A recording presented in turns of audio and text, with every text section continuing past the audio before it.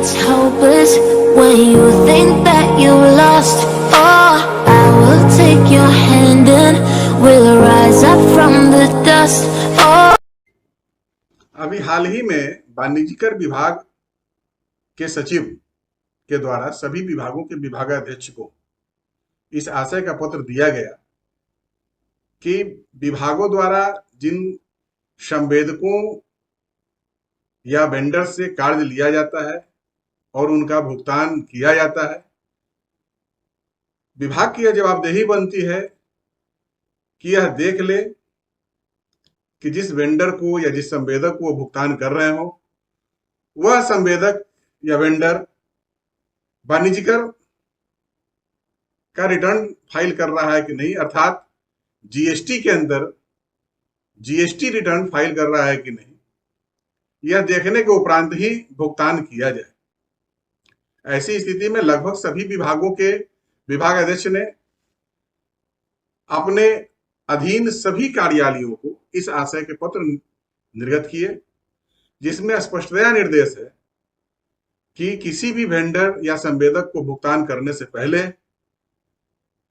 DDO का यह दायित्व होगा। डीडीओ का अर्थ आपको स्पष्ट परिचित है, निकासी एवं व्यय पदाधिकारी का यह दायित्व होगा कि वह देख ले कि वह संवेदक या वेंडर, दुकानदार, सेवादाता, जो भी आप कहें, जिस नाम से भी आप पुकारें, वह जीएसटी के अंदर रिटर्न फाइल कर रहा है या नहीं कर रहा है। अब यहां आपके मन में एक प्रश्न होगा कि साहब, मैं तो जीएसटी पर रजिस्टर्ड हूं नहीं, या मेरा जो विभाग है वह जीएसटी पर रजिस्टर्ड है नहीं, तो मैं कैसे यह देख सकता हूं कि कोई संवेदक जिससे मैं कार्य ले रहा हूं वह जीएसटी का रिटर्न फाइल कर रहा है कि नहीं कर रहा है। तो इसके लिए मैं आपको अवगत करा दूं कि यह आवश्यक नहीं है कि जो व्यक्ति यह जानना चाहता हो कि जिस किसी दुकानदार, वेंडर, संवेदक से वह कार्य ले रहा है वह जीएसटी का रिटर्न फाइल कर रहा है कि नहीं कर रहा है, वह पंजीकृत हो, इसकी आवश्यकता नहीं है। कोई भी व्यक्ति आसानी से, जिसके पास संवेदक का जीएसटी नंबर है, आसानी से जीएसटी के वेबसाइट पर जाकर इसके स्टेटस को चेक कर सकता है कि जिस किसी वेंडर को, संवेदक को वो भुगतान कर रहे हैं वो जीएसटी के अंदर रजिस्टर्ड है या नहीं है। यदि रजिस्टर्ड है तो उनका जीएसटी एक्टिव है या नहीं है, वो सरकार का रिटर्न प्रत्येक माह या प्रत्येक क्वार्टर जो भी उनके लिए लागू होता है वो रिटर्न फाइल कर रहे हैं या नहीं कर रहे हैं। तो आइए हम देखते हैं कि हम कैसे किसी का जीएसटी का स्टेटस, उनके रिटर्न के स्टेटस को चेक कर सकेंगे। किसी भी संवेदक के जीएसटी के स्टेटस को जानने के लिए आपके पास जो भी संसाधन उपलब्ध है, संसाधन से मेरा तात्पर्य है आपके पास लैपटॉप हो, डेस्कटॉप हो, टैब हो या मोबाइल हो, आप किसी भी संसाधन का प्रयोग करके जीएसटी के स्टेटस को जान सकते हैं। इसके लिए आपके पास जो उपकरण उपलब्ध है उसमें जो भी इंटरनेट ब्राउजर उपलब्ध है उसको आप खोल लें, चाहे वो मोजिला हो, इंटरनेट एक्सप्लोरर हो, गूगल क्रोम हो। आमतौर पर गूगल क्रोम सभी डिवाइस में उपलब्ध रहते हैं। आप उसको खोलें और जैसे ही आप सर्च इंजन को खोलते हैं आप देखते हैं कि उसमें एक एड्रेस बार होता है। आप एड्रेस बार में gst.gov.in टाइप करें, कैपिटल या स्मॉल इससे कोई फर्क नहीं पड़ता है। टाइप करके आप इंटर पे क्लिक करें। आप देखते हैं कि आपके स्क्रीन पर जीएसटी मतलब गुड्स एंड सर्विसेज टैक्स की वेबसाइट खुल जाती है। जब यह वेबसाइट खुलती है तो आप देखते हैं कि आपके पास जो ऑप्शंस उपलब्ध हैं वो home, services, GST law, downloads, search tax payer, help and tax payer facilities और ई इनवॉइस, इतने सारे मेनू हैं।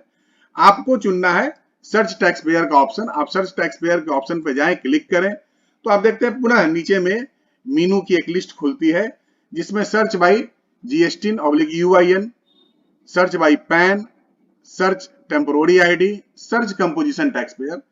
तो यहां भी आपको इन बहुत सारे विकल्पों में उलझना नहीं है, क्योंकि आपके पास वेंडर का जीएसटी उपलब्ध है। तो आप जीएसटी पर क्लिक करें।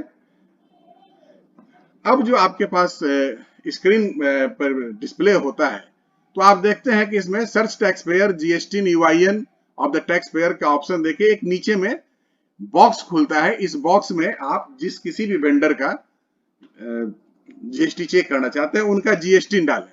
जैसे ही आप जीएसटी डालना शुरू करते हो, देखते हैं नीचे में एक और बॉक्स और एक कैप्चा आपके सामने उपलब्ध हो जाता है।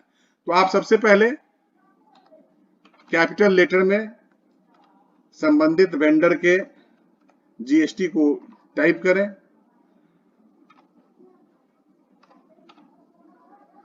और टाइप करने के बाद जो नीचे कैप्चा डालने का बॉक्स खुला है जिसमें लिखा है इंटर कैरेक्टर शोन बिलो, तो नीचे जो कैरेक्टर शो हो रहा है उसको आप डाल दें और डालने के बाद सर्च पर क्लिक करें। तो आप देखते हैं कि इनका पूरा का पूरा हुलिया खुल जाता है कि जीएसटी क्या है, किसके नाम से है, इस बिजनेसमैन का क्या नाम है, उसका ट्रेड नेम क्या है, कब ये रजिस्टर्ड हुआ है, ये जो बिजनेस है वो पार्टनरशिप है, प्रोप्राइटरशिप है, जीएसटी के स्टेटस क्या है, एक्टिव है या इनएक्टिव है, टैक्स पेयर का टाइप क्या है। आप जानते हैं कि टैक्स पेयर दो तरह के होते हैं, कंपोजिशन और रेगुलर।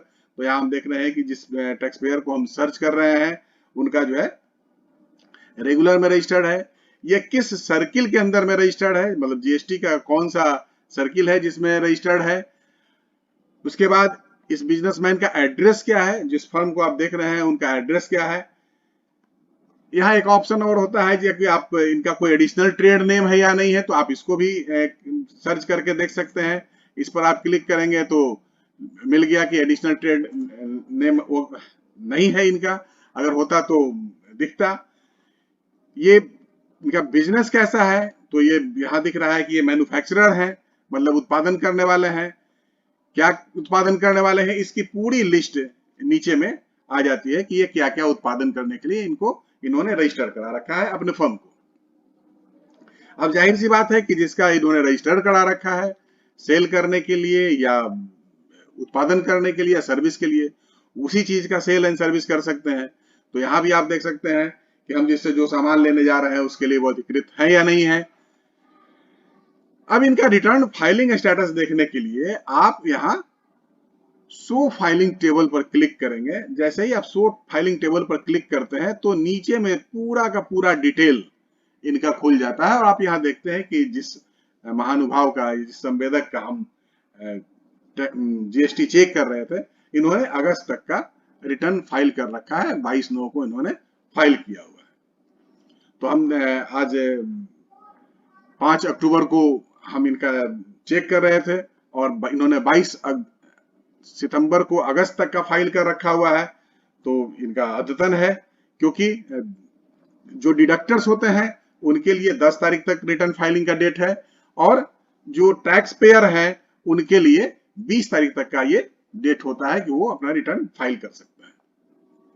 तो इधर आप देखते हैं कि GSTR 3B इन्होंने कब कब फाइल किया है और GSTR 1 IFF इन्होंने कब कब फाइल किया है, ये सारा डिटेल्स आपको मिल जाता है। यही जवाबदेही अभी जो वाणिज्यकर विभाग के सचिव महोदया का आया और उसके आलोक में विभागों ने अपने डाउनलाइन सभी कार्यालयों को निर्देश दिए हैं। इतनी ही जवाबदेही दी गई कि आप यह चेक कर लें कि वो ये रिटर्न फाइल कर रहे हैं या नहीं फाइल कर रहे हैं।